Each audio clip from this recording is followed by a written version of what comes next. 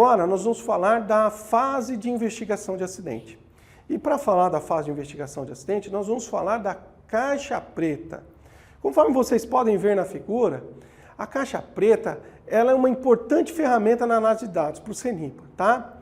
Olha só que interessante, para quem nunca viu uma caixa preta, ela tem o tamanho aí de uma caixa de sapato e ela pesa em torno de 5 quilos. E como vocês podem ver na figura, essa caixa ela não é preta, ela é laranja. Por quê? Porque é mais fácil, né, de ser encontrada sendo da cor laranja, no caso de um acidente, tá bom? Agora vamos falar da caixa preta, né? Os principais tipos de gravadores na caixa preta. Conforme vocês podem ver, então nós temos 3 tipos, tá? O Flight Data Recorder, que é o gravador de dados de voo. Então esse gravador, o Flight Data Recorder, ele vai gravar dados de altitude, qual a razão de descida dessa aeronave no acidente, a velocidade dela, tá? Então é chamado FDR, o Flight Data Recorder. O Cockpit Voice Recorder, o CVR, ele grava a voz do piloto com o controle de tráfego aéreo, tá bom? Ele grava também a conversa do piloto com o copiloto e ele grava também a conversa do piloto com os passageiros e comissário. Essa informação é muito importante, porque com esses dados se sabe exatamente o que foi falado antes do acidente, tá bom? E também tem o Cockpit Voice Data Recorder, que é o CVDR, que é uma combinação do FDR e do CVR, ou seja, ele tanto grava dados de voo como voz também, tá bom? Vamos falar um pouquinho das fases de investigação. A investigação de acidente, ela passa por 3 fases, são elas a coleta de dados. Na coleta de dados, fazer o quê? Vai fazer vídeo de combate a incêndio, vídeos de atividades de resgates, dados de radar, tá? E também do controle de tráfego aéreo, a condição meteorológica, a previsão e as reais condições na qual ocorreu aquele acidente. Tá? Durante essa ação inicial, recomenda-se que faça o quê? Um vídeo, tá? da vista da área do local, das vistas do local a partir dos pontos cardeais, então que são os pontos cardeais norte, sul, oeste e leste, o lugar, a direção que a aeronave estava viajando e qual a direção dela no impacto, as marcas no solo, se tem marca de freada de pneu no solo, os danos às árvores e às folhagens, as marcas de derrapagem, foto de inventários dos maiores componentes dos destroços, superfície de controle de voo e atuadores, trem de pouso, posição interruptor de cockpit, danos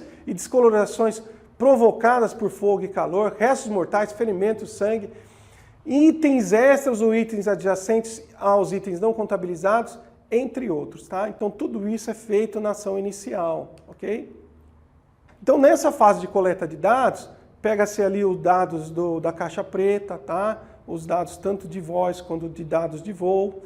E depois, na segunda fase, é feita uma análise desses dados.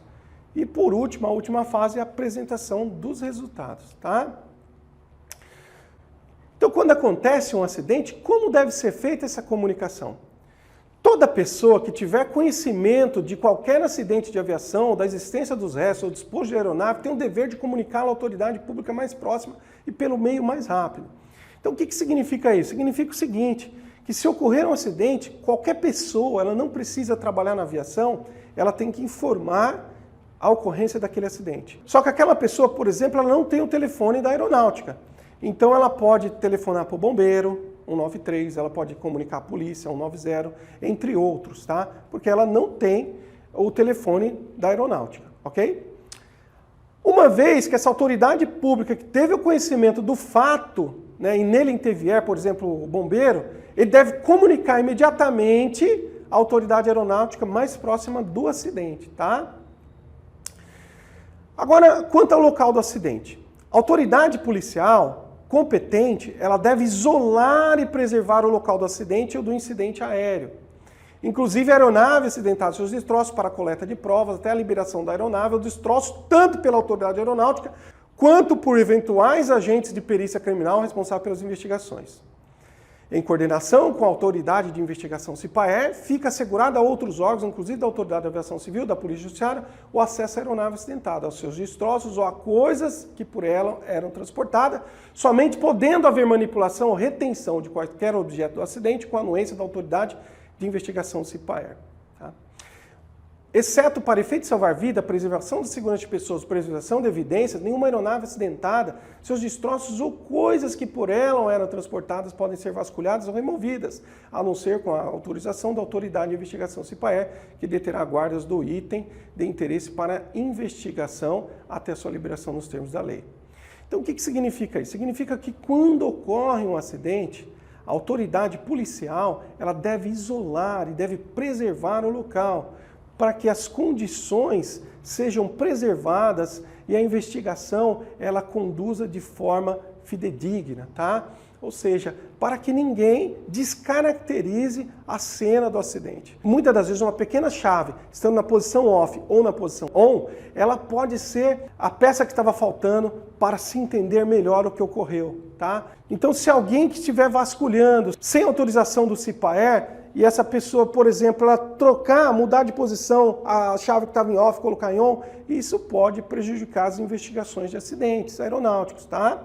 Outra coisa muito importante, os destroços eles só podem ser removidos para salvar vidas. Então, vamos supor que tem alguém no meio dos destroços que está gritando de dor e tem uma peça, um componente da aeronave em cima da perna de uma pessoa. Então, para salvar vidas, né, para tirar aquela pessoa e fazer o atendimento médico de resgate, aí sim pode ser retirada.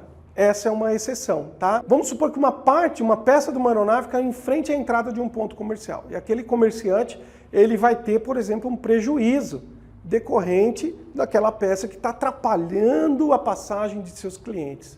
Mesmo assim, para ele retirar aquela peça, deve-se pedir autorização para o CIPAER, entendeu? Então, com exceção para efeito de salvar vidas, não se deve mexer nos destroços da aeronave, ok?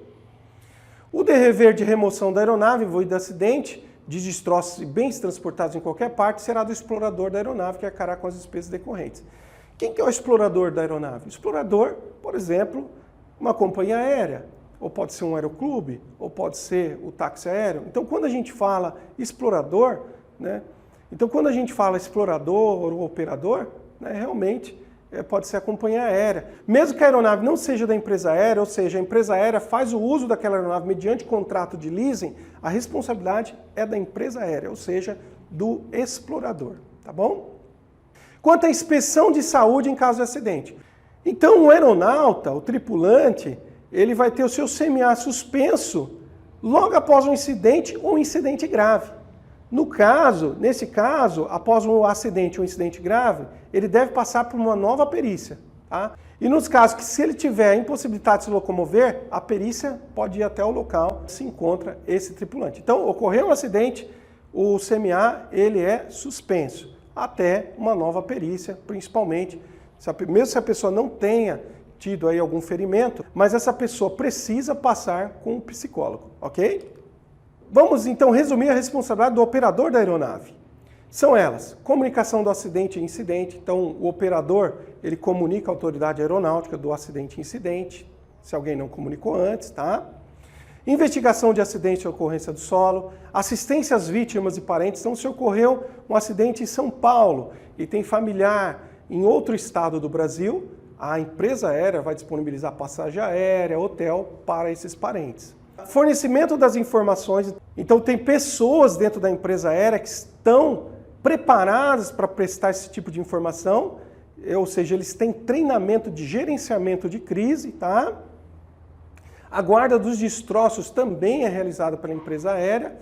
Comunicação aos familiares também compete à empresa aérea. O transporte de sobreviventes, restos mortais, e também treinamento de pessoal, remoção dos destroços e os danos causados às bagagens e cargas transportadas, tá? Já o relatório preliminar é um relatório que ele possui caráter reservado, ou seja, esse relatório só tem acesso às autoridades que estão investigando o acidente. Portanto, a mídia não tem acesso ou qualquer outra pessoa não vai ter acesso a esse relatório. Por isso que ele tem o caráter reservado. Então, para a confecção desse relatório, é analisado os dados da caixa preta, é feita entrevistas com médicos, com pessoas conhecidas da tripulação, e aí tudo isso forma uma base de dados para ser analisada, para se chegar nas importantes informações que levarão às recomendações de segurança. O próximo relatório é o relatório final. Na verdade, o relatório final ele é um resumo do relatório preliminar. O relatório final ele tem caráter ostensivo, ou seja, esse relatório ele pode ser do conhecimento de todas as pessoas. Basta a pessoa que queira saber de determinado acidente que ocorreu aqui no Brasil, entrar no site do CENIP e procurar o relatório que fala do acidente em questão. Dessa forma, nós podemos dizer que esse relatório ele tem caráter ostensivo, ou seja, ele pode ser do conhecimento de todos, tá?